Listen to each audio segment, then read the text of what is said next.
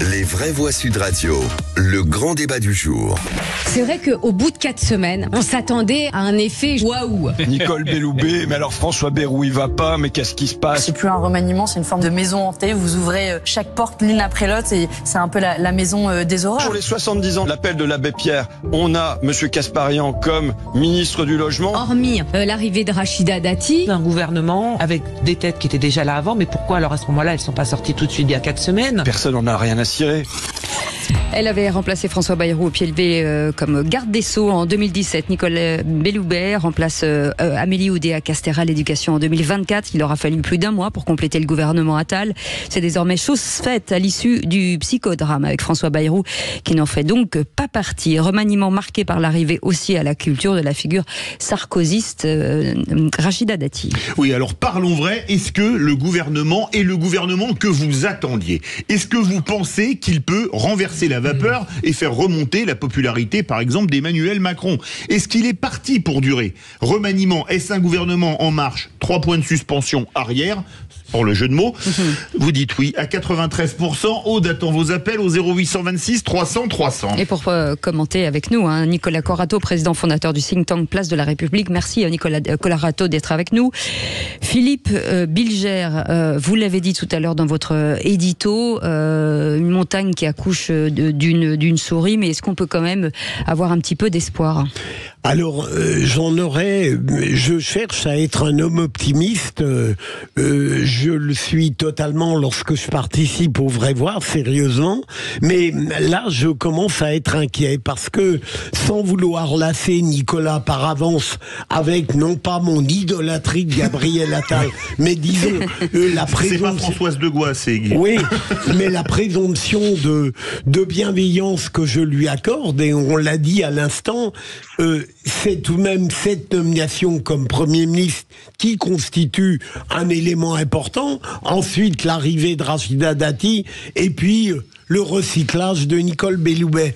Mais il ne suffit pas, me semble-t-il, d'introduire des personnalités de droite et de sembler mettre en œuvre une politique de droite pour que je puisse m'estimer en tant que citoyen satisfait par la structure de ce gouvernement. J'ajoute que les objectifs qui avaient été fixés à Gabriel Attal de redonner du nerf, de permettre au macronisme de se vertébrer et surtout de faire damer le pion à Jordan Bardella, pour l'instant, vont avoir du mal à être atteints. Et j'imagine mal, mais peut-être ai-je tort, que le Premier ministre, aussi talentueux et autoritaire qu'il soit, s'il y arrive, pourra veiller à une unité gouvernementale qui risque d'être très disparate. Tom Conan. Moi, ce qui m'inquiète en fait dans le gouvernement, même si en effet j'ai plutôt, j'ai rien contre Attal en effet, et après tout il a pas encore déployé son savoir-faire. Néanmoins, c'est la direction moi qui m'inquiète. Quelle est la direction? Parce qu'on a cru comprendre dans certaines lignes dans son discours de politique générale qu'il voulait un peu libérer le pays. Enfin bon, ça veut un peu tout et rien dire, parce que si c'est libéré à coup de nouvelles contraintes, je veux dire que c'est pas vraiment libéré. Et puis ensuite, les contraintes parfois peuvent être utiles. Ça dépend dans quel domaine on se place. Donc en fait, ça c'est le premier problème. Et l'autre, c'est finalement les chantiers prioritaires. On voit toujours pas quels sont les chantiers prioritaires. Enfin, autant dans certains gouvernements précédents, ça pouvait être mis en avant, mais là on voit pas. J'ai l'impression qu'il va y avoir au contraire une volonté de tenir un peu la boutique dans l'ensemble de ses composantes. Et donc finalement, dans 3 ans, rien n'aura changé et l'ensemble des problèmes seront exactement les mêmes, sauf qu'on sera 3 ans plus tard. Tom Conan. René Chiche, pardon. Merci. Je vous en prie, Philippe Bilger. Donc, non, moi d'abord, je suis d'accord avec Philippe. J'essaye aussi d'être un peu optimiste. Mais là, je vous avoue, je suis quand même un peu déçu. Déçu. Moi qui suis plutôt sympathisant macroniste, je suis déçu de ce remaniement. Je trouve que déjà, l'effet Attal, vous voyez, déjà commence déjà, moi, personnellement, je trouve, retombe déjà. Je trouve qu'il y a une certaine tiédeur dans son discours. Il n'y a pas vraiment, comme l'a dit Tom, il n'y a pas vraiment de ligne directrice pour l'instant. Son gouvernement, comme a dit aussi Philippe, vraiment a accouché d'une souris. Moi, j'aurais espéré de Gabriel Attal qu'il... Oui, c'était un rêve que j'avais, c'est un peu un rêve un peu fou, qu'il forme non pas un gouvernement d'unité nationale, mais qu'il essaye d'attirer vers lui par sa personnalité, son tempérament, sa créativité, sa jeunesse, des personnalités. Oui, je pense par exemple à quelqu'un de Macron compatible comme Jean-François Copé. Je trouve qu'il aurait pu avoir sa place au sein du gouvernement. Pourquoi ne pas avoir séduit des gens comme ça, un peu comme Lisnard, voire même, écoutez même, pourquoi pas Bernard Cazeneuve. Il aurait dû essayer de faire un gouvernement quand même assez large, avec aussi bien sûr des macronistes, pourquoi pas. Mais je trouve que là, ce qu'apporte Attal pour l'instant, d'ailleurs même sa ligne, on la connaît pas vraiment. Et en plus, dernière chose, il prend un grand risque là, en plus Macron, en ayant nommé Attal, c'est parce qu'il a nommé Attal pour contrer Bardella en vue des européennes. Et comme on le disait tout à l'heure, si Renaissance et Attal font un mauvais score aux européennes, rien ne dit qu'Attal sera maintenu en fonction en juin prochain ou en juillet prochain. Nicolas Corato, vous imaginez le scénario de René Chiche? Score catastrophique pour Renaissance aux européennes, c'est dans 4 mois jour pour jour, ce sera le 9 juin, et appuyez sur le bouton siège éjectable de l'hôtel Matignon, vous y croyez, vous? Alors, le premier scénario est tout à fait plausible. D'ailleurs, les sondages actuels nous y mènent tout droit. Et je pense que une part d'indifférence de l'opinion publique par rapport à ce remaniement, cette séquence du remaniement le démontre encore plus. Finalement, le seul effet politique du mois qui a passé, c'est la montée continue de Jordan Bardella et de sa liste dans les sondages pour les européennes. Il n'y a pas eu aucun effet absolument sur... Donc le premier scénario est plausible. Le deuxième, à savoir si Gabriel Attal en ferait les frais politiquement, ça dépend toujours de l'ampleur de la défaite, s'il y a défaite. Et deuxièmement, avec une petite réserve, on sait à quel point Emmanuel Macron, peut-être à son corps défendant, n'aime pas qu'on lui dicte, que les événements lui dictent ses décisions. C'est une manière aussi de s'affronter à la réalité et peut-être parfois de perdre la notion de principe de réalité. Mais c'est un mode de fonctionnement qu'apprécie le président de la République. Donc, à mon avis, là-dessus, tout est possible. Nicolas Corato, parce que moi je reviens sur le début de l'épisode, quels sont les véritables choix finalement de Gabriel Attal dans ce gouvernement? Parce que tout le monde parle du gouvernement de Gabriel Attal, mais est-ce que c'est pas plutôt le gouvernement de Emmanuel Macron et que Gabriel Attal n'a pas eu vraiment son mot à dire? Je décide, il exécute, comme disait Chirac. Sur Sarkozy. Sur Sarkozy. C'est un peu ce qu'on comprend entre les lignes. Et ce qui se réalise, si vous comparez d'ailleurs la composition de ce gouvernement avec les attentes des Français. Quand vous regardez finalement les grandes surprises, il y en a peu dans ce remaniement, ou les choses dont les médias parlent, parce que je pense que c'est ça qui importe aussi beaucoup à l'Élysée, de faire parler les médias. Bon, la culture, Rachida Dati, mais quelles sont les priorités des Français aujourd'hui? Le pouvoir d'achat. Est-ce qu'il y a une personnalité majeure qui porte les problématiques du pouvoir d'achat au gouvernement? La ministre des Affaires sociales s'appelle Catherine Vautrin. C'est une personnalité éminente de la droite en France, mais est-ce que c'est une personnalité qui pèse? Je ne sais pas. Deuxième priorité des Français, la santé. Qui est le ministre de la Santé dans ce gouvernement? Qui est capable de me donner son nom? Frédéric Valletoux. Oui. Est-ce que c'est une figure majeure de la majorité du groupe macronien, quelqu'un qui pèse? Il a été président de la Fédération hospitalière de France. Moi, il est compétent. Pour la santé. Mais il n'est pas médecin. Problème sur sa compétence. Ce que je veux dire, c'est qu'on a là peut-être les deux préoccupations majeures des Français, le pouvoir d'achat à la santé, en tout cas si on en croit les sondages, et je ne vois en face absolument aucun arbitrage majeur en termes politiques dans la composition de ce gouvernement. Oui, on peut mettre Rachida Dati à la culture. Oui, on peut aller rappeler la pauvre Nicole Belloubet qui, personne ne s'en souvient, mais quand même a été remerciée de manière peu élégante lorsqu'il s'est agi de faire rentrer M. Dupond-Moretti à sa place, à l'époque aussi, pour faire un coup politique, souvenez-vous-en. Mais on peut faire ça, mais ça ne règle pas le fait qu'aujourd'hui, je pense que les Français ne voient pas un gouvernement qui a embrassé complètement les priorités qu'ils portent eux. Et surtout, il me semble que ce que vous rappelez, effectivement, c'est très juste sur les priorités des Français. C'est quand même des priorités qui sont toutes liées prioritairement au ministère de l'économie en réalité.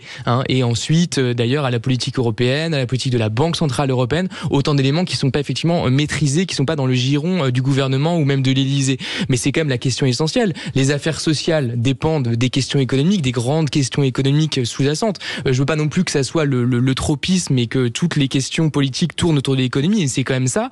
Moi, j'ai observé, il y avait une émission à la télévision il y a quelques jours où Bruno Le Maire s'est exprimé assez longuement dans le cas de la crise agricole. agricole, on voyait bien qu'il était totalement empêtré entre des intérêts contradictoires qu'il fallait satisfaire, et lui-même semble pas avoir une vision extrêmement claire. Il semble extrêmement il est de bonne volonté sans doute, mais il a pas une vision économique extrêmement précise ou novatrice, susceptible de modifier la situation du pays. Philippe Bilger.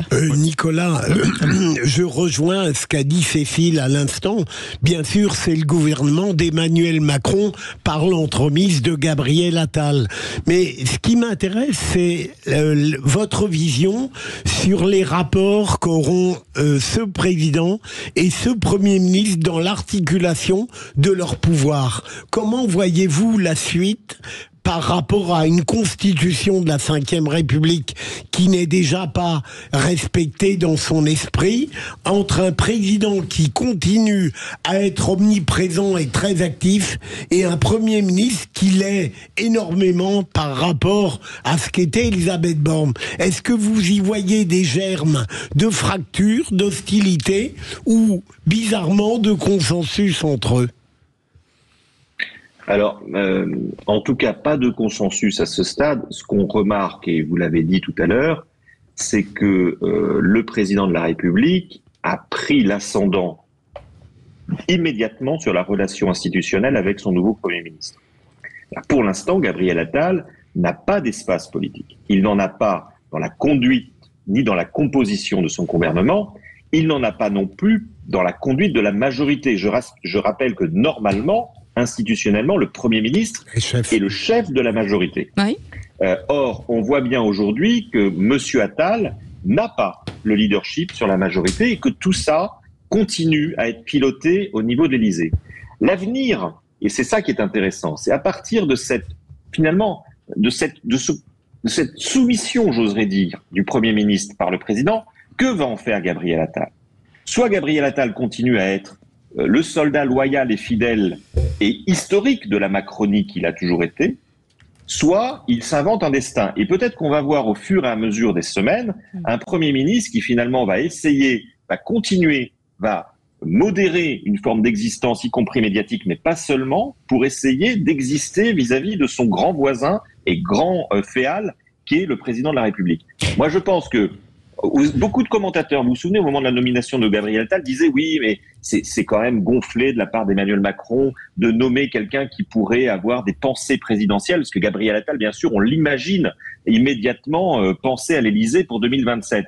Finalement, aujourd'hui, Gabriel Attal, il est quand même très enfermé par l'Élysée, dans un rôle purement institutionnel, dans un rôle finalement réduit aux acquets, je dirais ça, si on veut un peu avoir cette contre image, un mariage. et que dans ce ménage entre les deux têtes de l'exécutif, il y a celui qui a le carnet de chèques, entre guillemets politique, et puis il y a celui qui fait les courses. Et on a l'impression qu'effectivement, le Premier ministre est réduit véritablement à la portion la plus congrue. On verra.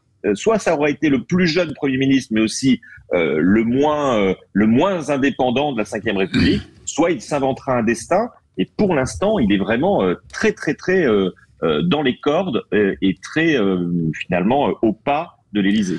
Mais après, oui, j'ai juste dire que... René Chiche, pardon. Non, il y a un auditeur, c'est ça, non? Oui, il y a un auditeur. Ah bon, non, c'était juste pour dire que, juste très rapidement, c'est que Nicole Belloubet, sa nomination au ministère de l'Éducation est quand même surprenante, puisqu'elle ne partage pas du tout les mêmes orientations en termes de l'éducation que Gabriel Attal. Ouais. Absolument. Donc ça, c'est quand même incroyable qu'elle ait été imposée. Donc déjà, il y a du verre, il y a un verre dans le... Exactement. Allez, 0826 300 300 avec Basile qui veut réagir. Rebonsoir Basile. Rebonsoir. On vous écoute. Moi, je pense qu'ils vont ni de l'avant ni de l'arrière, ils font du surplace. Je pense qu'il faut ok, ils recyclent encore des ministres, c'est leur part d'écologie pour le bilan Attal, mais je pense qu'il faut se pencher vers ce futur. Ce gouvernement n'ira nulle part, ne fera pas de progrès tant qu'ils auront une majorité relative. Sur le fondement de l'article 49.3, ils passeront encore en force comme l'a fait Borne.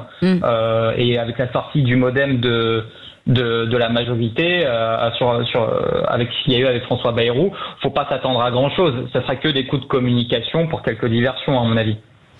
Je pense que le vrai problème, vous savez, les marques, on dit souvent qu'elles ont besoin d'être singulières pour qu'on puisse les identifier. Vous savez, les marques de vêtements, de ce que vous voulez, de voitures.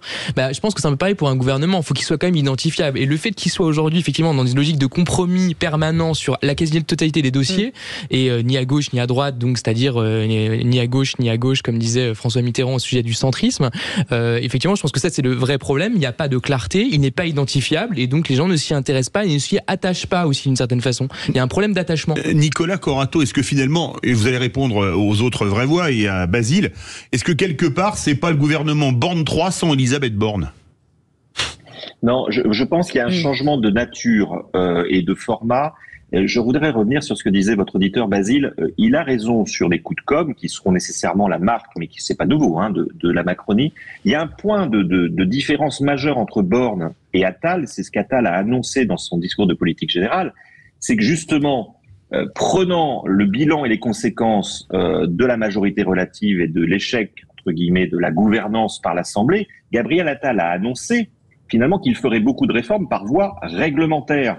C'est-à-dire que Gabriel Attal pourrait être un Premier ministre qui va esquisser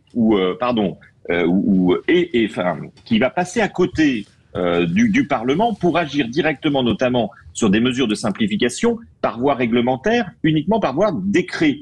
Et donc, qui va, d'une certaine manière, faire en sorte de ne pas se confronter au débat politique, le moins possible en tout cas, dans l'Assemblée nationale, au Parlement. Et ça, c'est un changement de nature. Ça peut être un changement de nature dans la conduite de la nation. On va voir dans les semaines prochaines si ça se réalise. Mais quand on vous dit, quand le Premier ministre vous dit, il faut simplifier et je vais beaucoup jouer par le voie du règlement, finalement, c'est un gouvernement qui prend la main par l'administration plutôt que par la réforme législative. Excusez-moi, vaut mieux gouverner à coup de 49.3 ou à coup de décret ou d'ordonnance ? Eh bien, écoutez, référez-vous à ce qui s'est passé au début du premier quinquennat de M. Macron. Souvenez-vous de l'époque d'Édouard Philippe, où les ordonnances pleuvaient comme au temps de MacMahon. Et on se souvient, et souvenez-vous de l'issue de ce gouvernement par ordonnance, c'est quand même un moment, le mouvement des Gilets jaunes. Bon, en tout cas, moi j'ai du mal à croire que Gabriel Attal restera discret dans ce gouvernement. Enfin, je ne sais pas, je sais pas vous, mais... Avec Nicolas Cordos, qu'on voyage 150 ans en arrière, c'est fabuleux. Mais la question qui est... on n'a plus le temps, mon chou. On n'a plus le temps du tout. Ah bah non, mon chou, il fallait parler avant. Non, c'est fini. Bah oui, c'est fini. Qu'est-ce que... Voilà. Je reviendrai plus tard. En deuxième semaine. Merci beaucoup Nicolas Corato, encore une fois président fondateur du think tank Place de la République. Dans un instant, c'est le quiz de l'actu avec nos vraies voix du jour. Sud Radio, votre avis fait la différence.